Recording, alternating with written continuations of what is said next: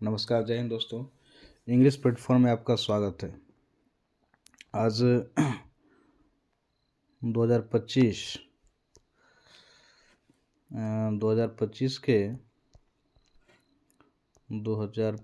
के question bank जो लोग 2027 में जो एग्ज़ाम देने वाले हैं फरवरी में, उनके लिए आज मैं 2025 का मिलान करो मैच द फॉलोइंग क्वेश्चन जो है ना, जो सेक्शन बी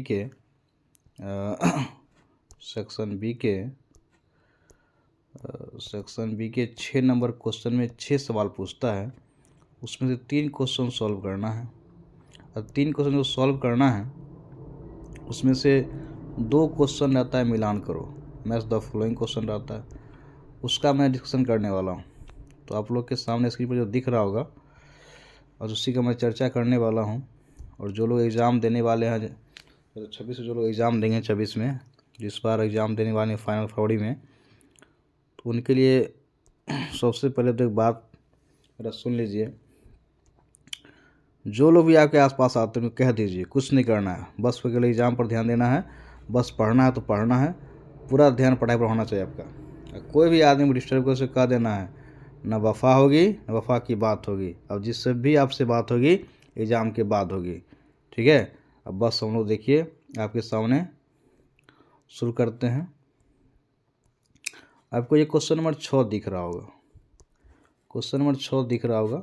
ये 6 नंबर का क्वेश्चन नंबर देखिए लिखा हुआ आंसर यानी 3 देखिए, 3 of the following in about, मतलब कहने का मतलब है कि 15 नंबर का सवाल है, इसमें 3 क्वेश्चन का जवाब देना है। अब देखिए आपको दिख रहा होगा ABCD E और F, E लास्ट F होगा। यहाँ पर 6 क्वेश्चन इसमें दिया हुआ है। अब 6 क्वेश्चन में आपको मात्र 3 क्वेश्चन सॉल्व करना है, तो 5 या 15, इसमें 2 क्वेश्चन आपका हो जाएगा मिलान करो। अब ये क्वेश्चन बच्चा एग्जाम में कभी गलत करके नहीं आता। जो आदमी गलत करके आ गया तो समझ जाइए कि उसका जो है ना, अब क्या कहे, उसका तो कुछ नहीं हो सकता, क्या है ना डायलॉग, इसी का तो कुछ नहीं हो सकता। वही बात है, जिस विद्यार्थी का अगर ये गलत हो गया उसका कुछ नहीं हो सकता।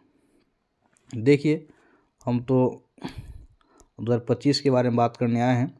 ये आपको D नंबर दिख रहा होगा। कह रहा है question, match the name of the poems in given list A with their poets in list B. इस साइड लिस्ट ए में देखिए दिखा हुआ है जो पोएम का नाम है, ये लिस्ट बी में आपको दिख रहा होगा ये पोएट का नाम है। एक क्वेश्चन 1 नंबर का है, टोटल 5 क्वेश्चन है, ये 5 नंबर का है। 2025 में एक क्वेश्चन आया था। तो आज देखिए हम लोग डिस्कस करेंगे। पहला क्वेश्चन है द सोल्जर कौन लिखा है पूछ रहा है। कवि का क्या नाम है? 2 सोल्जर के। 2 सोल्जर के कवि का नाम देखिए, 2 सोल्जर के कवि का नाम जो है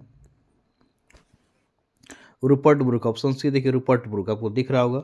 2 सोल्जर, अब यहाँ देखिए 2 सोल्जर एक ऐसा कविता है जिसे क्वेश्चन हर साल रहता है। आपको इस बारे में पूरा जानना ही चाहिए, पूरा एकदम रट लेना है, एकदम सीधा रट लेना है बाबू। सीधा यहाँ से 2-3 नंबर क्वेश्चन रहता है एग्जाम में, 2-3 नंबर क्वेश्चन पक्का है। 2 सोल्जर के बारे में ये कविता सबसे पहले, ये पूरे सिलेबस में एकमात्र ऐसा कविता है जो सोनेट है। सोनेट का मतलब जिस कविता का 14 पंक्ति हो। A poem of 14 lines, a poem of 14 lines that is called sonnets. मतलब 14 पंक्ति वाली कविता को हम लोग सोनेट कहते हैं, ठीक है। इसी में आता है एक ऑक्टेव। ऑक्टेव का मतलब होता है जिस कविता में 8 लाइन हो, 8 लाइन हो। और एक होता है सेस्टेट, जिस कविता में 6 लाइन हो तो सेस्टेट कहते हैं। और एक होता है क्वाड्रेन। क्वाड्रेन का मतलब जिस पोएम में 4 लाइन हो, 4 लाइन हो। जिस पोएम के 4 लाइन होगा उससे हम लोग बोलते हैं क्वाड्रेन। क्वार्टेन का मतलब जिस पोएम में कितना लाइन हो, 4 लाइन। और एक होता है कॉपलेट। कॉपलेट का मतलब होता है जिसमें 2 लाइन हो। ये सब टाइप है, लेकिन सबसे ज़्यादा आपको इम्पोर्टेंट ध्यान रखना है कि हमें सोनेट के बारे में।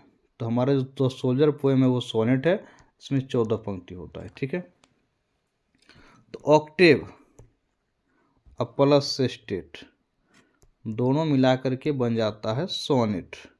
ठीक है, ये हो गया आपका 8 और ये आपका हो गया 6। 8 + 6 कितना हो गया, 14। तो सोनेट कितना का बन गया, 14 का। ठीक है, तो द सोल्जर कविता के जो कवि हैं, द सोल्जर कविता के जो कवि हैं, इनका नाम है वो रूपर्ट ब्रूक। क्या नाम है, रूपर्ट ब्रूक। तो पूछेगा आपका द सोल्जर कविता भाई क्या है, तो ये कविता आपका सोनेट है। उसके अलावा ऑप्शन में आता है, अगर वो नहीं तो रहेगा पैट्रियोटिक पोएम। क्या रहेगा, पैट्रियोटिक पोएम। ये देशभक्ति कविता भी है। इसके अलावा भी ऑप्शन आता है, ये वार पोएम भी है, युद्ध वाली कविता भी है। ये वार पोएम है क्योंकि इसमें जो है ना फर्स्ट वर्ल्ड वार का चर्चा है, फर्स्ट वर्ल्ड वार का चर्चा है। ये कविता फर्स्ट वर्ल्ड वार के अर्ली फेज में लिखा गया था। कब लिखा गया था, अर्ली फेज में, शुरुआती दौर में लिखा गया था। ठीक है, अब आगे देखिए क्वेश्चन नंबर 2 देखिए। तो क्वेश्चन नंबर 2 देखिए, 2 नंबर क्वेश्चन कह रहा है कि 2 नंबर क्वेश्चन आपका कह रहा है फायरिंग। आपको दिख रहा होगा यहाँ फायरिंग, ये फायरिंग। फायरिंग का मतलब होता है अग्नि स्तुति, अग्नि स्तुति। इसके फायरिंग के कवि का नाम है के.एन. दारूवाला। आपको दिख रहा है ऑप्शन ए में दिख रहा होगा K. N.. Daruwalla, K. N.. Daruwalla, K. N.. Daruwalla. ठीक है, के.एन. दारूवाला। अभी के.एन. दारूवाला के बारे में सबसे जो मोस्ट क्वेश्चन आता है कि के.एन. दारूवाला जो है ये पारसी, ये पारसी, पारसी को हम लोग जोरास्ट्रियन भी कहते हैं, पारसी को जोरास्ट्रियन भी कहते हैं। एक वर्ड इससे बड़ा फेमस है पारसी में, जिसका नाम है टावर ऑफ साइलेंस। इसका नाम है टावर ऑफ साइलेंस। पारसी में एक बड़ा नाम फेमस है जिसका नाम है टावर ऑफ साइलेंस। आपने टावर ऑफ साइलेंस का नाम सुना होगा। ये टावर ऑफ साइलेंस क्या होता है, तो ये टावर ऑफ साइलेंस जो होता है, इसे हम लोग टावर ऑफ साइलेंस होता है, टावर ऑफ साइलेंस। ये देख लीजिए आप नाम, स्क्रीनशॉट आप ले लेंगे अगर नाम आपको ध्यान नहीं रहेगा तो। Tower of silence, tower of silence में क्या होता है कि इसमें पारसी धर्म के जो भी लोग मरते हैं तो उनके डेड बॉडी को इस टावर ऑफ साइलेंस पे रख दिया जाता है। ठीक है, इस धर्म का ये मान्यता है। तो पूछेगा आपसे टावर ऑफ साइलेंस का संबंध किससे है, तो क्या बोलना है, पारसी। मतलब टावर ऑफ साइलेंस जहाँ भी आपको दिखाई पड़े पारसी मारना है या के.एन. दारूवाला मारना है। ओके, अब क्वेश्चन नंबर 3 देखिए। 3 नंबर सवाल कह रहा है कि स्नेक के लेखक का नाम, कवि का नाम क्या है। तो स्नेक चैप्टर आपने पढ़ा होगा, पोएम था स्नेक। ये कवि का नाम है डी.एस. Lawrence, DS. लॉरेंस। इनका पूरा नाम है डेविड हर्बर्ट लॉरेंस। ठीक है, तो लॉरेंस आपको लिखा हुआ है डेविड हर्बर्ट लॉरेंस। ठीक है, ये स्नेक जो है कवि के कवि हैं, स्नेक कविता के कवि हैं डी.एस. लॉरेंस। बड़ा फेमस, इनको आप याद रखेंगे। सांप जब भी दिखाई पड़ेगा सांप तो यहाँ मार देना है, डेविड हर्बर्ट लॉरेंस मारना है। लॉरेंस में देखिए आपको 100 दिख रहा होगा, 100 से सांप और 100 से देख लीजिए, सी देख लीजिए, मालूम चलेगा आपको, इससे पकड़ में आएगा। चौथा क्वेश्चन है song of my self, song of my self. देखिए यहाँ पर सॉन्ग ऑफ माई सेल्फ को दिख रहा होगा, इसका मतलब स्वयं का गीत। ये जो है सॉन्ग ऑफ माई सेल्फ जो है, ये चैप्टर आपको 4 नंबर ये दिख रहा होगा। इस चैप्टर के, इस पोएम के कवि का नाम है वाल्ट विटमैन। ऑप्शन बी आपको दिख रहा होगा वाल्ट विटमैन। वाल्ट व्हिटमैन का संबंध जो है, बड़ा पूछता क्वेश्चन इससे है, वाल्ट व्हिटमैन का संबंध है अमेरिका से। कहाँ से है वह? अमेरिका से चला, अमेरिका से। देखिए अमेरिका से, इन्हें हम लोग अमेरिकन पोएट कहते हैं, अमेरिकन पोएट कहते हैं। इनके बारे में सबसे खास बात आप जानिए कि ये 12 साल की उम्र तक, 12 साल की उम्र तक 12 ईयर्स ओल्ड, 12 साल की उम्र तक ये कारपेंटर का काम किए थे। सोचिए, कारपेंटर के अलावा ये एडिटर भी थे, टीचर का भी ये काम किए थे, ठीक है। और वॉलंटियर नर्स के बारे में पूछता है, वॉलंटियर नर्स का भी ये काम किए थे during civil war, during the civil war, civil war के समय,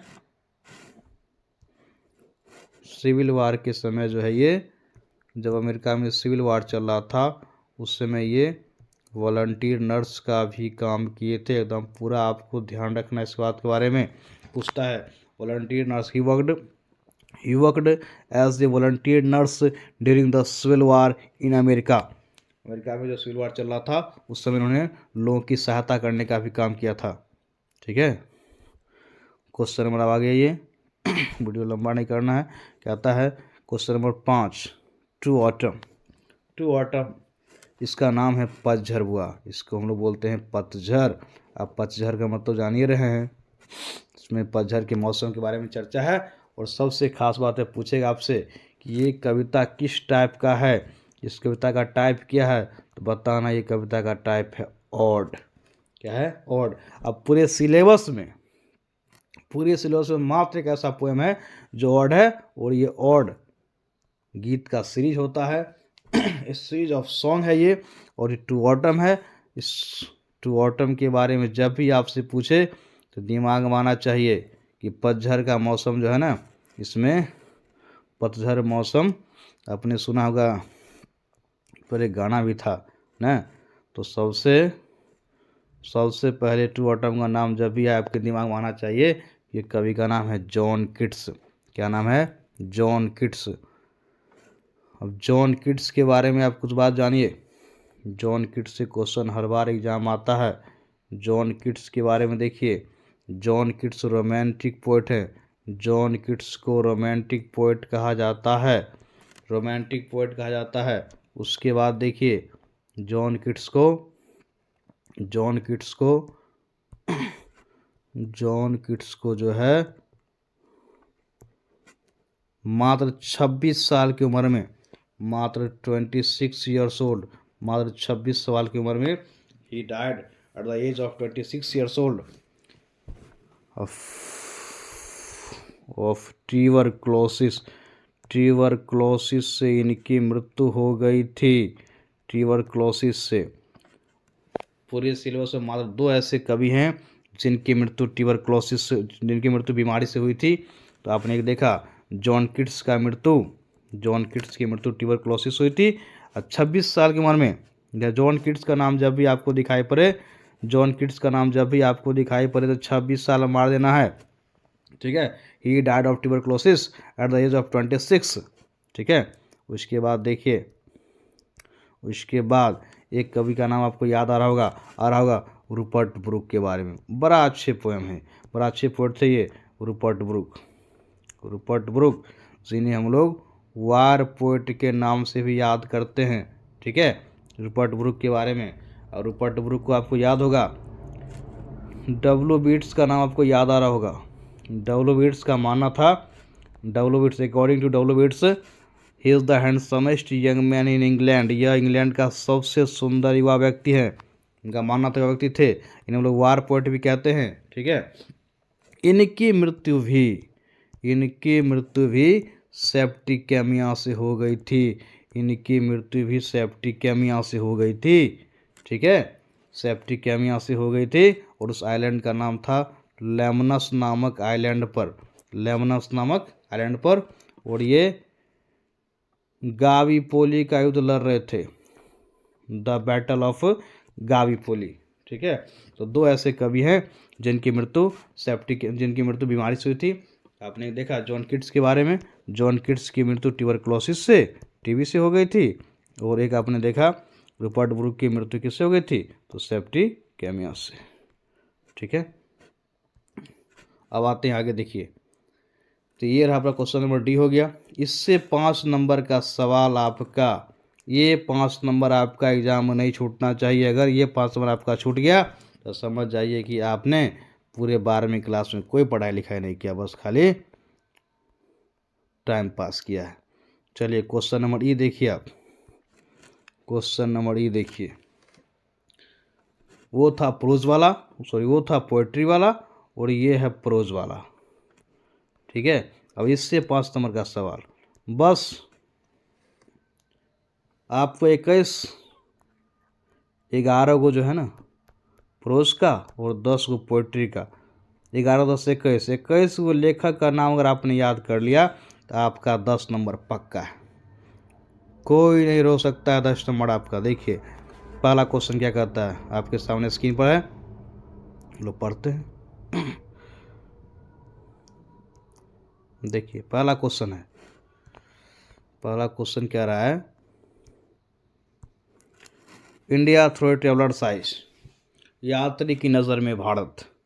एक यात्री जो घूमने आए थे इंडिया, उनका नाम था पर्ल एस बक। देखिए जैसा ऑप्शन में दिया भी होगा पर्ल एस बक, आप देख रहे हो ऑप्शन नंबर सी, देखिए पर्ल एस बक के बारे में देखिए आप, यही लिखे हैं इंडिया थ्रू ट्रेवलर साइज। इनके बारे में जाने सवाल खूब पूछता है। पर्ल एस बक जो है ना, पर्ल एस बक का जो बैकग्राउंड था वो इंडियन बैकग्राउंड था। कैसा बैकग्राउंड था, इंडियन बैकग्राउंड के थे ये। ठीक है, इंडियन बैकग्राउंड के थे।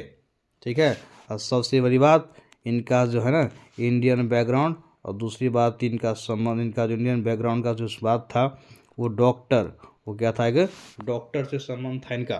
ठीक है, और पर्ल एस बक के बारे में जानिए, थोड़ा सा और जानिए आप। पर्ल एस बक जब इंडिया घूमने के लिए आए थे तो इन्हें जो है ना पर्ल एस बक, आपको जहाँ क्वेश्चन दिखाई पड़े तुरंत बनाना लीव्स मार देना है। क्या मारना है, बनाना लीव्स। जब ये इंडिया घूमने के लिए आई थी, जब ये गाँव जब वो घूमने के लिए गई थी तो इसे जब खाना खाई थी तो वहाँ इन्हें केला के पत्ता पर भोजन परोसा गया था, केला के पत्ता पर। ठीक है, और दूसरी बात इन्हें जो पानी पीने दिया गया था वो मिट्टी का बर्तन था, उन्हें हम बोलते हैं, उन्हें कहा जाता है अर्थेन पॉट्स, अर्थेन पॉट्स। उन्हें मिट्टी के बर्तन में पानी दिया गया था और केला के पत्ता पर उन्हें भोजन दिया गया था, बनाना लीव्स पर। ठीक है, क्वेश्चन नंबर 2 कहता है दो आर्टिस्ट। अब ये देखिए क्वेश्चन नंबर 2 आप, अब दो आर्टिस्ट क्या रहा है, दो आर्टिस्ट का नाम तो जान ही रहे हैं भाई, ये तो कलाकार है। और कलाकार कौन है भाई, तो कलाकार सुगा है। कलाकार कौन है, सुगा, रट लेंगे हम लोग, कलाकार सुगा है। कलाकार कौन है, सुगा है। अब कलाकार सुगा कौन है, तो सुगा से बन जाएगा सिगा, सुगा से सिगा, सिगा तो सिगा नोया, सिगा नोया रट लेना है, सिगा नोया। कलाकार कौन है, तो सुगा है। तो दो आर्टिस्ट के कवि का नाम, लेखक का नाम सिगा नोया है। और इनका संबंध खूब पूछता है, इनका सब्जेक्टिव में क्वेश्चन आता है, इनका संबंध जापान से है। इनका संबंध कहाँ से है, जापान से है। इनका संबंध जो है सिगा नोया का संबंध कहाँ से है, तो जापान से है। इसलिए हम लोग इन्हें बोलते हैं जापानीज राइटर। क्या बोलते हैं, जापानीज राइटर, या ऑथर लिखा रहेगा, ऑप्शन दिया रहेगा। ठीक है, और इनका संबंध 20th सेंचुरी मतलब 20वीं शताब्दी से है, 20वीं शताब्दी से है। ठीक है, और इस चैप्टर का जो सबसे मेन कैरेक्टर है वो सेबी था। दो आर्टिस्ट का मेन कैरेक्टर कौन था, वो तो सेबी था, एकदम रट लेना है, सेबी। ठीक है, और सेबी का घर कहाँ था, तो सेबी का घर था हार्वर्ड टाउन में। सेबी घर कहाँ था, हार्वर्ड टाउन में घर था इसका। और वो भी बात है कि हार्वर्ड टाउन में जो है सेबी जो है, हार्वर्ड टाउन में जो है, हार्वर्ड टाउन में कोई भी आदमी 20 मिनट में आर पार कर सकता था। कितना मिनट में, 20 मिनट में। ठीक है, अब देखिए 3 नंबर क्या आता है, आई हैव ए ड्रीम। अब आई हैव ए ड्रीम के बारे में देखिए, तो आई हैव ए ड्रीम जो है मेरा एक सपना है, चैप्टर है मेरा एक सपना है। ये सपना किसने देखा था भाई, ये सपना देखा था जूनियर साहब ने। इनका पूरा नाम है Martin Luther king junior, Martin Luther king junior, Martin Luther king. देखिए ऑप्शन नंबर डी आपको दिख रहा होगा। ठीक है, तो 3 का ये हो जाएगा। आई ड्रीम का लेखक का नाम है मार्टिन लूथर किंग जूनियर। इनका संबंध अमेरिका से है। इनका संबंध कहाँ से है? अमेरिका से है। और सबसे बड़ी बात, इन्हें अमेरिका के इतिहास में महान वक्ता के रूप में याद किया जाता है। He was a great orator in American history. Orator का मतलब होता है वक्ता। इन्हें अमेरिका के इतिहास में महान वक्ता के रूप में याद किया जाता है। किनके बारे में भाई? तो जूनियर साहब के बारे में हम लोग बोलते हैं orator. He is the greatest orator in American history.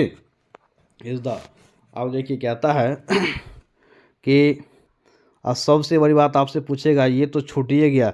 सबसे मेन बात तो जूनियर साहब के बारे में पूछता है कि इनका संबंध कौन प्रजाति से? तो निग्रो। कौन सा है? निग्रो। निग्रो का मतलब होता है ब्लैक पीपल, मतलब काले लोग। क्या होता है? काले लोग। ठीक है, निग्रो का मतलब होता है काले लोग। तो जूनियर साहब की संबंध जो है निग्रो पीपल से था, मतलब काले लोग से था। ठीक, चलिए आगे देखिए। एक बात और जान लीजिए, इनके 4 बच्चे थे। 4 जो था, रट लेना है। जूनियर साहब का जो है 4 बच्चा था। क्या था? 4 बच्चा। ठीक है, 4 बच्चा था। आगे देखिए, कह रहा है कि क्वेश्चन नंबर 5 कह रहा है, 5 क्वेश्चन नंबर कह रहा है ए मैरिज प्रपोजल। ये मैरिज प्रपोजल चैप्टर जो है, ये एक पूरे सिलेबस का एक मात्र चैप्टर है जो ड्रामा है। इस पूछेगा आपसे एग्जाम का टाइप किया तो क्या बोलना है? ड्रामा है। और ड्रामा किसने लिखा भाई? तो एंटन चेकव। एंटन चेकव का नाम आप याद कर लीजिए। एंटन चेकव जो है, एंटन चेकव का संबंध जो है, एंटन चेकव का संबंध रसिया से है। कहाँ से है? रसिया से है। इसलिए हम लोग इन्हें बोलते हैं रसियन राइटर या रसियन ऑथर। इनके बारे में क्वेश्चन और पूछता है कि एंटन चेकव जो है बाय प्रोफेशन, पूछेगा आपसे, क्वेश्चन में लिखा रहेगा बाय प्रोफेशन, ये पेशा से क्या थे? तो बाय प्रोफेशन ये डॉक्टर थे। क्या थे? डॉक्टर थे ये। और सबसे बड़ी बात, इस चैप्टर में 2-3 कैरेक्टर है। एक का नाम लोमोव था, एक का नाम था लोमोव, एक का नाम था नटालिया। और आपको पता होगा लोमोव जो है नर्वस टेम्परामेंट का आदमी था। बहुत जल्दी ये किसी बात को लेकर के बेहोश हो जाता करता था। और कभी कभार क्या होता है, इस एग्जाम्स का टाइप भी पूछता है, तो याद कर लीजिए आप।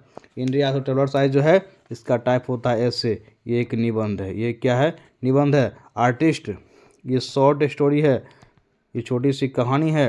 आई हैव अ ड्रीम जो आपको दिख रहा है, ये स्पीच है, मतलब भाषण है। ये चौथा दिख रहा है आपको, ideas that have helped Mankind, और ये ऐसे है, ये भी एक निबंध है। ये ड्रामा है। ये 5 टाइप भी आपको ध्यान रखना चाहिए क्यों पूछता है। शॉर्ट स्टोरी, ऐसे, I have a dream speech है, आइडियाज़ वाला देखिए आप, ये ऐसे है, और प्रपोजल ये कि आपका ड्रामा है। चलिए, ये वीडियो आज तक इतना ही रहेगा। आज के लिए इतना ही है। अगर आपको अच्छा लगे तो लाइक शेयर कीजिए, कमेंट कीजिए। आपका 5 नंबर पक्का प्रोज का हो जाएगा, और 5 नंबर पोइट्री से 10 नंबर कोई आपका छीन नहीं सकता है, अगर आपने पूरा याद कर लिया तो। धन्यवाद।